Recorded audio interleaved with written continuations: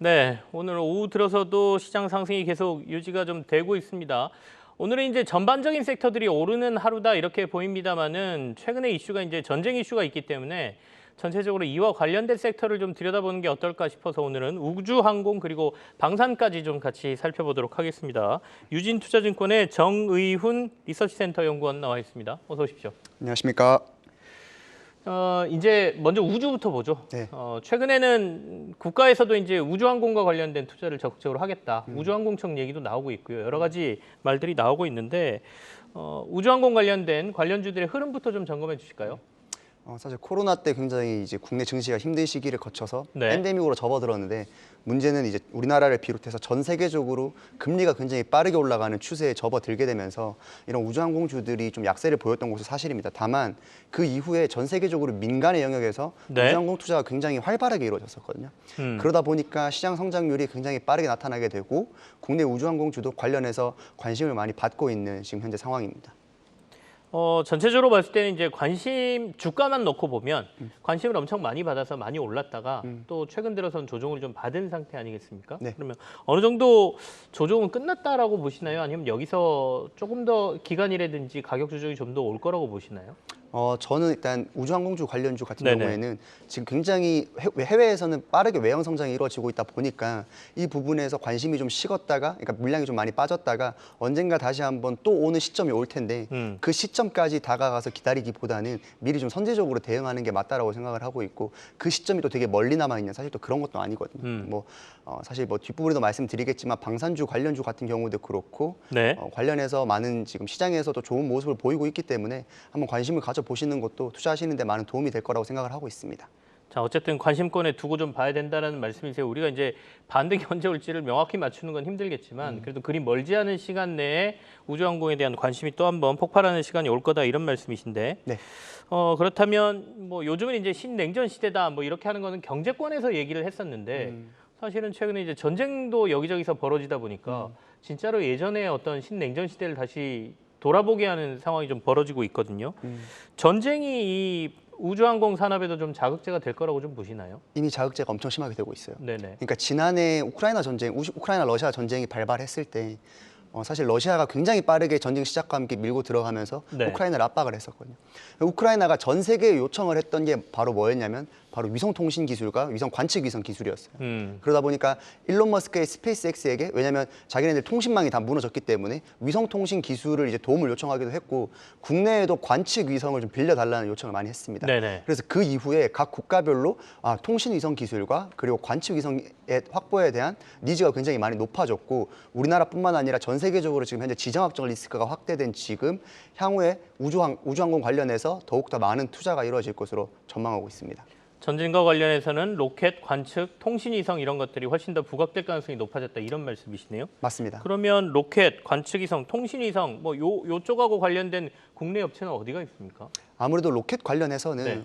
하나그룹이 제일 대표적일 것 같아요. 특히 하나에어로스페이스가 국내 누리호 발사라든지 이런 부분에서 큰 역할을 담당을 하고 있기 때문에 네. 로켓 관련해서는 하나에어로스페이스를 말씀을 드리고 싶고 또 그 외에 통신위성 같은 경우에는 국내에서 통신위성 안테나를 만드는 인텔리안테크를 말씀을 드리고 싶고 관측위성 같은 경우에는 세트레가이 그리고 AP 위성은 이제 위성 네. 제작 쪽이기 때문에 이런 주요 기업들을 좀 말씀을 드릴 수 있을 것 같습니다.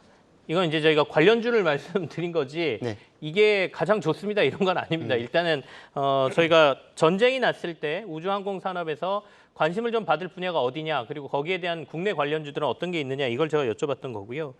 그렇다면 이제 당장은 이제 중동에서 또 한번 전쟁이 일어나면서 방산주에 대한 관심도 꽤 높거든요. 어제 이제 방산주들 조금 오르고 오늘은 그렇게 크게 오르는 것 같지는 않은데 방산주는 그럼 지금 어떻게 봐야 됩니까? 사실 방산주가 몇 년 전까지만 해도 이제 주가가 굉장히 안 좋았었는데 네네. 지난해부터 최근 들어 2020년도 접어들어가지고 아무래도 지정학적 리스크가 굉장히 많이 올라갔어요. 그러니까 뭐 중동 지역뿐만 아니라 전 세계적으로 크고 작은 이제 전쟁들이 많이 발생을 하고 있어서 많은 이제 관심들을 가지고 있었는데 특히 우리 국내 방산 기술이 굉장히 많이 올라와서 니즈가 많이 늘어났습니다. 네. 그래서 올해도 지금 현재 이런 긴장감 속에서 지금 많은 관심들을 주시고 계신데 향후에도 이런 부분들이 늘어나면 늘어났지 줄어들지는 않는 실정이거든요. 그러다 보니까 추가적인 수주 그리고 실적으로 이어지는 것까지 한동안은 좋은 흐름을 이어갈 것으로 전망을 하고 있습니다. 이제 방산주와 관련돼서도 그러면 보통 우주항공하고 좀 겹치는 회사들이 꽤 많아요. 그러면 방산주 중에서는 우리 연구원님이 생각하시는 탑픽은 어디로 보고 계세요?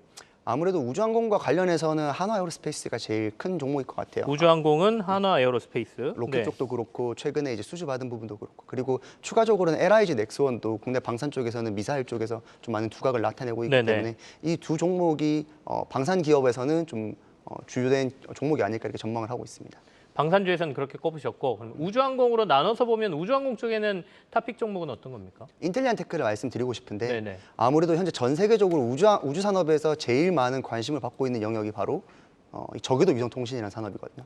저궤도 위성통신 산업이라는 것은 결국 쉽게 얘기해서 우리가 쓰고 있는 SKT, KT, LG와 같은 통신 사업인데 인텔리안테크가 이 저궤도 위성통신 사업자 원앱에 안테나를 납품을 합니다. 유저 네. 안테나를 납품하는데 쉽게 말해서 우리로 치면 휴대폰을 납품한다고 생각하셔도 될 것 같아요. 유저 숫자가 늘어나면 거기에 비례해서 안테나 숫자도 같이 늘어나기 때문에 지금 현재 글로벌적으로 원앱이 올해 연말에 서비스를 진행할 예정이고 또 다른 기업인 스타링크 같은 경우에는 국내 빠르면 올해 4분기, 늦어도 내년 1분기에 상륙할 예정이기 때문에 네네. 관련해서 뭐 실적적으로나 그리고 모멘텀적으로 좋은 순간을 맞이할 것이라 이렇게 전망을 하고 있습니다.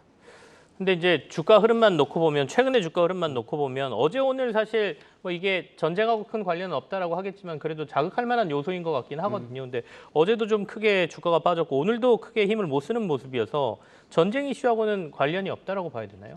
아무래도 전쟁 이슈보다는 주가가 연초 이후에 굉장히 많이 상승을 했습니다.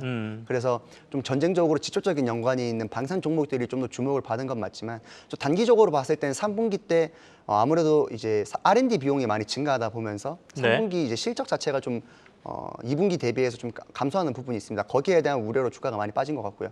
반대로 얘기하면 4분기 때는 원래 이제 성수기 효과에 더불어서 원해평 물량도 최대치가 되고 또 추가적으로 아마존에도 게이트웨이를 납품할 예정이기 때문에 네. 관련해서 뭐 모멘텀이라든지 실적적인 측면에서 봤을 때는 긍정적인 역할을 계속해서 이어나갈 수 있을 것으로 전망하고 있습니다. 정연구원님은 그러면 인텔리안테크에 대해서 뭐 목표가를 제시한 게 있으신가요? 그리고 투자를 한다면 아까 말씀하신 게 연초 대비해서는 지금 많이 조정을 받은 단계니까 지금부터 좀 관심을 가져야 됩니까? 아니면 조금 더 지켜보고 가는 게 낫습니까? 우선은 이제 올해 중순에 증자를 하면서 주가가 굉장히 많이 하락을 했었고 네. 그 이후에 저궤도 위성통신 산업이 굉장히 빠르게 이제 전 세계적으로 사업이 진척이 되면서 주가가 또 단기에 굉장히 급등을 했었습니다. 근데 다만 3분기 실적에 대한 우려로 지금 현재 주가가 어느 정도 조정받고 있는데 다시 말하면 3분기 실적 시즌의 전후로 해서 어느 정도 바닥은 또 잡을 것 같아요. 왜냐하면 4분기 때 원앱 서비스의 본격화 그리고 스타링크의 국내 상륙뿐만 아니라 최근에 국내 정부에서도 발표를 한 게 네. K 저궤도 위성통신이라고 해서 우리나라도 이 부분에 대해서 역할을 하겠다라고 지금 공언을 한 상태거든요. 그래서 예타가 통과될 경우에는 그 내에서 어느 정도 수혜를 받을 수 있을 것으로도 전망을 하고 있고요. 그런 부분들을 종합을 해봤을 때 현재 주가에서 조금씩 빠졌을 때 담는 전략은 좀 굉장히 유효하다라고 생각을 하고 있습니다. 3분기에 저점을 잡을 가능성이 있으니까 도리어 주가가 빠진다면 3분기 내에서는 조금 물량을 확보하는 게 나을 것 같다. 맞습니다. 그러고 나면 아까 말씀하신 이벤트들에 의해서 주목을 받으면서 이제 뭐 저희가 계획대로 되는 건 아니겠습니다만 그래도 조금 주목받지 않겠느냐 이런 말씀이십니다. 네. 시간이 조금 남았는데 우주항공 말고 게임주도 담당하신다면서요? 맞습니다. 그럼 게임은 지금 하반기에 저희 어떻게 봐야 됩니까? 3분기, 4분기? 아무래도 게임주 자체가 굉장히 큰 하락폭을 기록을 했는데 네. 좀 이유에 대해서 먼저 말씀을 드려야 될 것 같아요. 아무래도 국내 가장 중심인 모바일 게임 시장 성장률이 굉장히 안 좋아지다 보니까 관련돼서 노출도가 있는 국내 게임사들도 매출이 많이 안 나오고 있는 실정이거든요. 다시 얘기하면 국내 모바일 게임 시장이 하반기 때 살아날 기미가 있느냐? 아직까지 저는 아니라고 생각을 하고 있습니다. 그래서 네. 중기적으로는 국내 모바일 게임 시장이 좀 반등하기는 어렵기 때문에 다시 얘기하면 국내 게임사들 중에서도 국내 모바일 게임 시장의 비중이 높은 게임사들, 뭐 NC소프트나 카카오게임즈나 좀 넷마블이 좀 피해를 볼 것으로 보고 있고 그 외의 게임사들 같은 경우에는 뭐 글로벌로 이제 매출 비중이 높거나 좀 더 국내 모바일 게임과는 거리가 있는 게임사들은 주가가 많이 하락했을 때 좀 반등의 기회를 잡는 것도 나쁘지 않은 선택이라 생각을 하고 있습니다. 모바일 게임 비중이 높은 회사는 좀 피해라라는 말씀으로 읽히네요. 네. 최근에 콘솔 게임 개발하고 있는 회사에 주목하라 이렇게 얘기하던데 그거하고도 연관이 됩니까? 그런데 아무래도 콘솔 게임 회사도 네. 좀 실망스러운 모습을 많이 보여주고 있어요. 판매량적인 측면에서 이게 콘솔 시장이 글로벌 콘솔 시장인 건 맞는데 반대로 얘기하면 경쟁사들도 글로벌 시장이 되는 거고 네네. 글로벌 유저들 입장에서 봤을 때 국내 콘솔 기업 같은 경우에는 신생 기업이거든요. 그래서 그런 부분 때문에 좀 더 투자를 하실 때 게임주는 좀 유념하셔서 보시는 게 더 좋을 것 같습니다. 알겠습니다. 게임주는 아직 크게 관심 가질 만한 시기는 아니다 이렇게 종합할 수도 있겠습니다. 유진투자증권 정의훈 리서치센터 연구원과 함께했습니다. 고맙습니다. 감사합니다.